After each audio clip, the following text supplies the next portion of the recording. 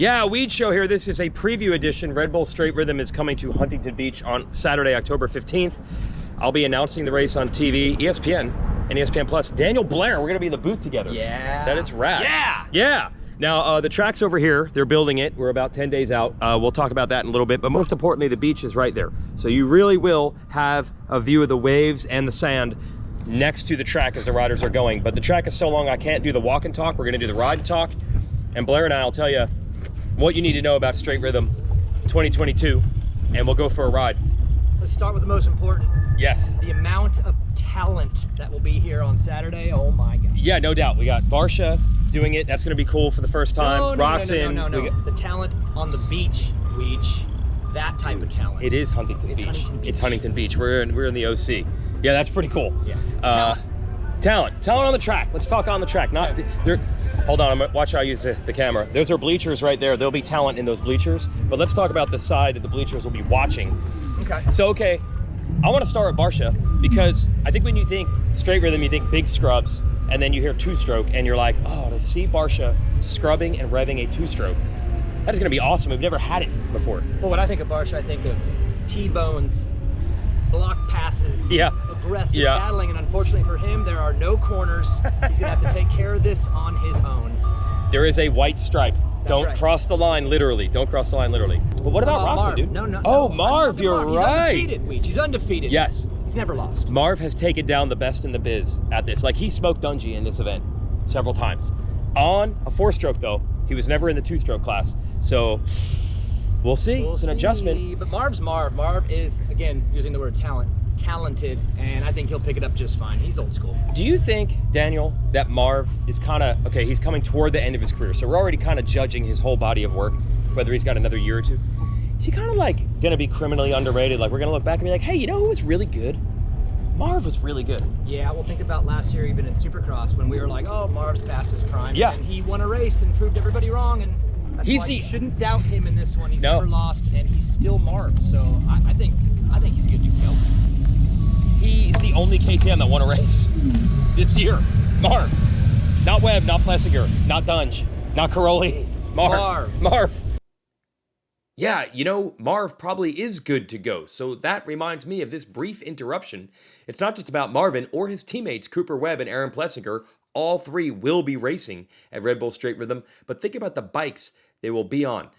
KTM has an all-new lineup of two-strokes in the motocross category. The first time they've ever had fuel-injected motocross two-strokes. Now, yes, I'm aware they had the TPI Enduro fuel-injected two-strokes for a long time now, but no one was going to take those motors onto a supercross-like track. They just didn't have the type of throttle response you'd need for these obstacles. But the completely different fuel injection on the motocross bikes, allegedly, from people who've ridden these bikes, works really well. So it's going to be just as exciting to see Plessinger, Webb, and Musquin in action as it is going to be seeing the bikes that they're on, because we haven't seen anyone race any of them yet. And not only they have electronic fuel injection, but they have electric start, which reminds me, is it time?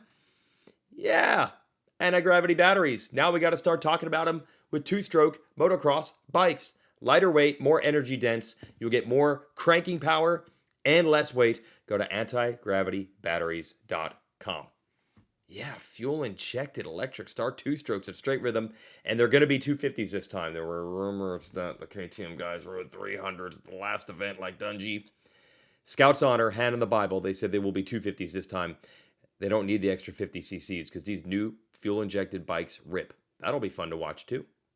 Okay, so this will be the start behind us. Right now, this is just paved. They're building the track on a parking lot, and then back there is going to be the Roland Sands in the sand Moto Beach Classic, which is a cool flat track race. If you don't know Roland Sands, if you're not familiar on the street side of this industry, I think he's single-handedly saving street bikes by putting on kind of weirdo cool events instead of like cookie cutter 1000cc crotch rocket sport bikes. Right. He's really embracing the weird side, which is, dude, that's what motorcycles are supposed to be. Well, so we'll have that going on after practice of Straight Rhythm, and that'll end, and then we'll get into our what we would call the night show, but it's at 2:30 when it starts. Yeah, well, I feel with that happening and with Straight Rhythm happening, it's obvious what this is, which is a rad party. I mean, that's the environment, that's the mood. I can't wait. I mean, visually seeing them put this together, that's going to be cool on the racing side, but it's just the mood, man. This is going to be a party. We're on the beach.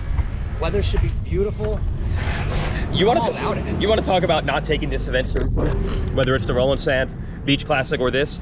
These are the bathrooms. These are the bathrooms for Huntington Beach, and they're building a tabletop over the bathroom. This is ultimate problem solving. Look, they needed to get this straight rhythm in here, but there's this bathroom in the way. So what do, Weege? You just go over it. You just do a massive jump. Yeah. So they're gonna start all the way down there. They're gonna jump this. This is like midway through the course, and then we do have enough dirt to have started building obstacles down at this end. So that's the thing. Like, if you don't put yourself in a box and you just say, hey, whatever we get, we'll make something out of it. I feel like that's what makes this event work. Like, you have two strokes. How are you going to get guys to build two? They figured it out. Yeah, they build two strokes. They figure it out. Yeah. Although Roxon, this is on a Yamaha. Yeah, this is pretty wild. I actually saw the graphic design and the gear design. Oh, okay. Let's just say they ain't playing no games at Straight Rhythm. He's going to be looking pretty dang sick. Okay. Roxon on a Yamaha on a YZ250. Weird. That's pretty good. Yeah, well, I know. We've never seen that, so it's not like he's going back to something of old. Yes. It's a brand new look we've never seen before. And it's a Yamaha. That doesn't mean he's signed with the Yamaha for next year. It just means no one, including Ken Roxon, knows what his future is. Gonna race up World Supercross on a Honda for the Australian Honda team, Yariv Konski's team. But here he's gonna be on a Yamaha, and I guess he's a free agent, as he says. He said he's a free agent, everybody. 10 friggin' Roxon is up for grabs. Come and get him. All right, we'll get over here and we'll have some obstacles built. I think I can one-hand this. Yeah. This is great footage here on Weege Show. All right, so raw and unedited. Yes. Weege Show. There's beach, there's jumps, there's equipment. It takes about 2 weeks to bring this in. We heard all the logistics today of what it takes to find all this dirt, all the permitting they have to go through. Yeah, super easy. Oh God, dude, it's ridiculous. Oh, here's Jason Baker, the track crew right here, inspecting their work. Is this hard enough for you? Is this challenging enough for you? Oh yeah. It threw everything at you. It's rough. Here we go. Hand on this. Yeah. We're not in auto right now. We're in manual. So I'm just gonna take the blade up. We're gonna drive up to the top of the pad. We're gonna hit this auto button, hand in the air, and this blade's gonna do. You're gonna put this thing on point. I'm gonna build a jump. Here we go. Park and brake off. Push that forward. This button? The whole lever. There we go. That feels fast, to be honest. Okay. So roll that back. No, sorry. I'll roll this one back. Oh, the dial. Yep. Get your comfortable speed. There we go. So I'm on the edge here, but that's where we need to be. On this left side. Where we need to be. We're gonna go to the top. I'm gonna have you decel down. Okay. So now decel. Yep. All the way to the floor. Okay. Yep. And now we're going to drop the blade to the ground. So just push forward. Okay. Okay. And then automatics, which it should say auto right here. It says manual, actually. Push the yellow. Auto. Now you're in auto. Let off on the decel. And we're gonna build a jump. Thanks to virtual reality. No hands needed, right?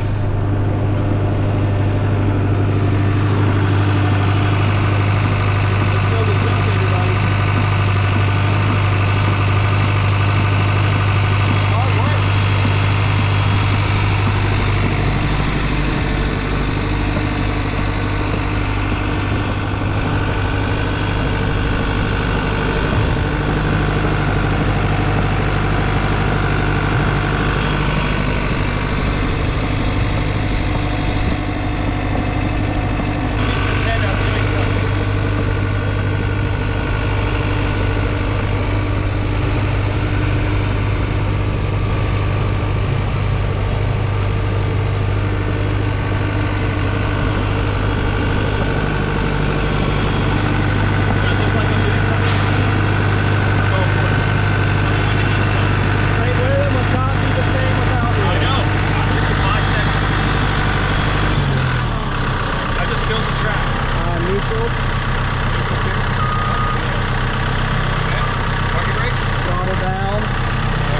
The toggle, parking brake.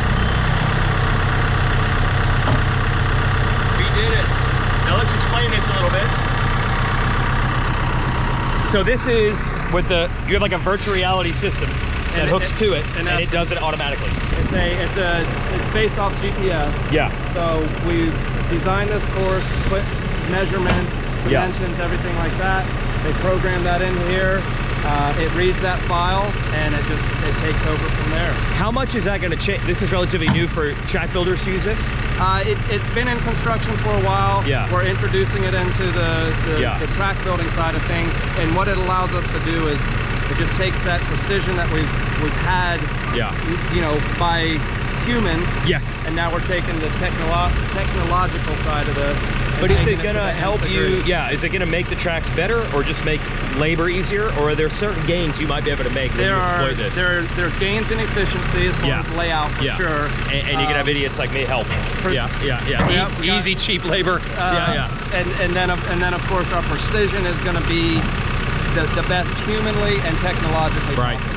Unbelievable. Yeah, it did it itself. I tried to pretend I was doing it, but it lowered the blade all by itself. Wow, that's crazy.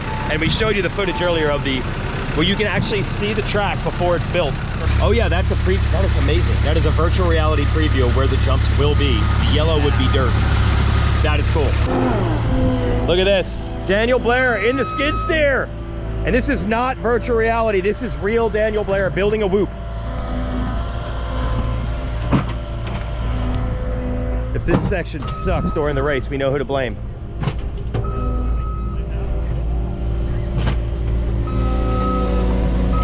Oh, we got something.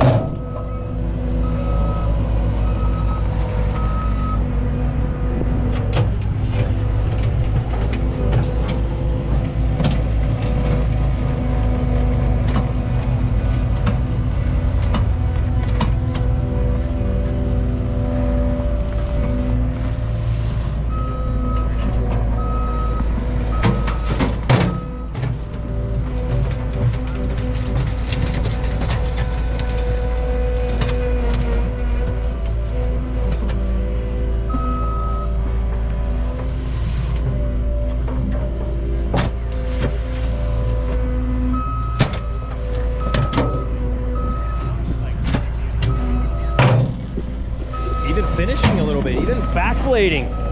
Wow.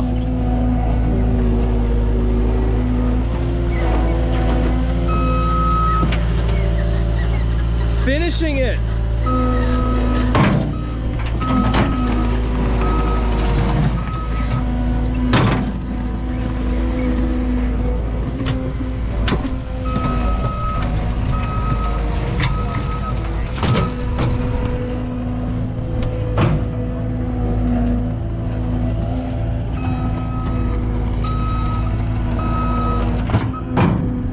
If anyone takes a ride to Indonesia in this section of the course, it's not Baker's fault. It was Blair. Letting us build the track. I'm gonna take my technology over that manpower.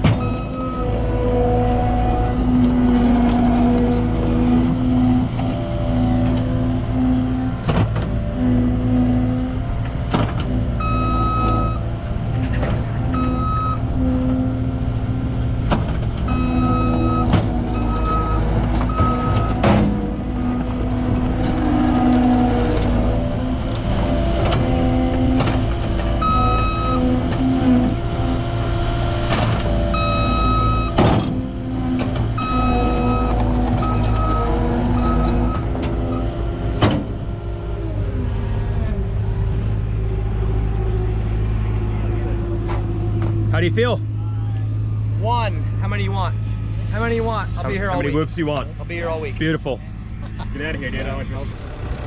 Since they're using this parking lot to build the track, so where do you park? Yeah. No, of course I looked into that. What's the cheapest way to park? Wait, I want to handle these whoops. Yeah! Those are berms. You know what I find funny is it would be you who would find the free parking lot. Dude, they said go down to like Laguna, go south of here, and you can park cheap, and then just ride your bicycle or your skateboard or just walk over. And it'll be a lot easier than parking in the neighborhoods or a paid lot here. Can you do a burnout on that thing? Yeah, I can. Can you? Let me get you, hang on. Come on, DB. Arena Cross Lights champ. Oh! Woo! Yep. No! He almost went down. Little twitchy. I'm riding with one hand. Got a little twitch there? I may have put my ACL again. Right there. All right, let's see if I can do a one-handed donut. Is this a corner drill? Ah! Yeah, Weege down! Do you do that for your OB? You got to be able to do a right-hand corner or a left-hand corner with only one hand? That's the first requirement on our list of things. That's your drill, a one-handed turn. I love how you just fell right there and didn't even admit it. No, I didn't. I mean, it was on video. There's not much hiding it. It's like these things are designed to not light up. Hey, so, Yeah. strategizing, let me guess, free parking. Oh, yeah. My strategy here is to keep going that way so you can free park and then ride your bicycle or walk to the track. I'm not surprised. Yeah, that would be my strategy. I'm not surprised. All right, let's climb the Himalayas, as they would say in Winner's Take All. Oh, this thing won't do it. Yeah, I'm wide open. Look at it. It's like Daytona. Yeah, I'm wide open. I guess I'm that heavy. All right, there's the rest of the track. That would be the finish line jump. There's the boardwalk, which they're gonna have to move because they're not gonna have people on bicycles. Oh, Daniel. All right, sort of the other ACL. Could you clear that? And there's a pier all the way down there. All right, so that's it. It's October 15th. October 15th, say hi. Saturday afternoon. Again, we don't have lights over this, so it's gonna be a daytime event, 2:30 in the afternoon, Saturday afternoon. And get your tickets, because they do have grandstands being built, but they can't fit everybody. So get your tickets early. Big doubles, no troubles. Let's go. Straight rhythm. Oh.